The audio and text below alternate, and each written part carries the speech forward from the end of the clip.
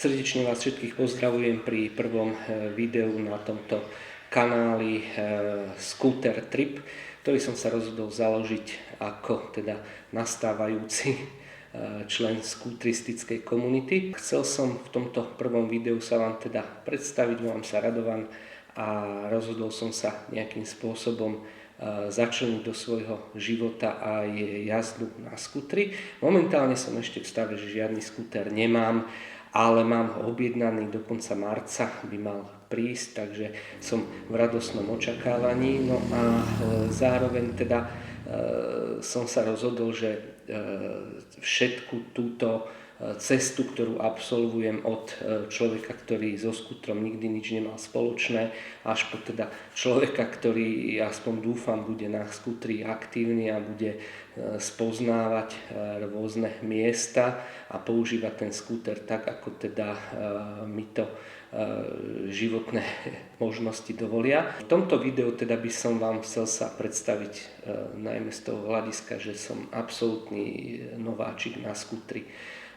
Celkom nedávno som absolvoval nejakých pár minút jazdy na skútri, aby som si to aspoň akože vyskúšal, keď mi príde skúter, aby som sa z toho hneď niekde nevymastil a aby som teda mal aspoň trochu nejakú istotu.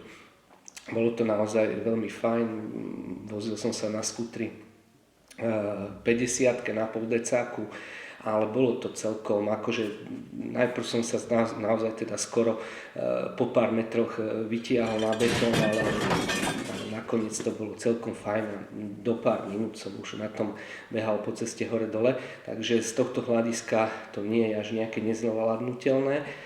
Ja sa chystám ako teda vlastník vodičského preukazu B zakúpiť skúter do 125 kubických centimetrov, teda bude to 125 kg, ešte neprezradím, pretože ten samotný proces výberu je podľa mňa celkom zložitý, ja som tomu venoval dosť času, niekoľko mesiacov a o tom si povieme v ďalšom videu.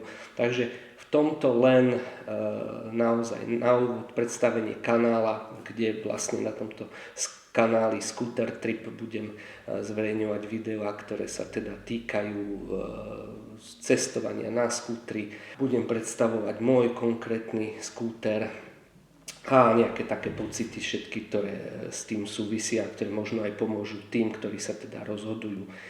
Čo mňa konkrétne priviedlo ku skútru, je to, že ma to zaujalo v prvom rade. Teda som v takom veku, že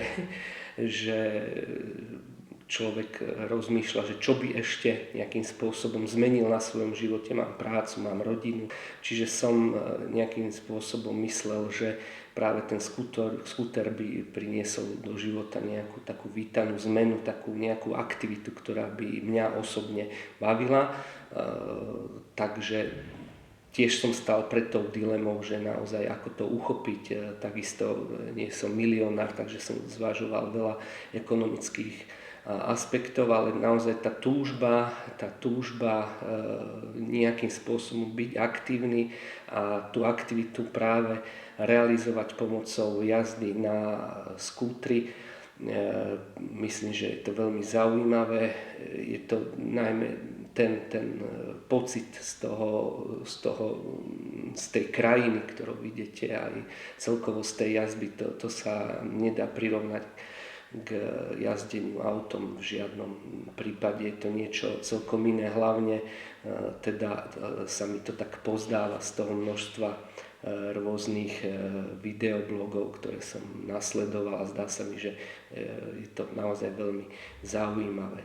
Takže ešte raz všetkých z vás vítam na tomto kanáli, ak vás to zaujalo a takisto ak ste v takej situácii, že zvažujete kúpu skútra, tak môžete sledovať môj príbeh, ako som začal, čo všetko som zohľadnil pri výbere skútra až do toho momentu, keď teda skúter naozaj bude mať.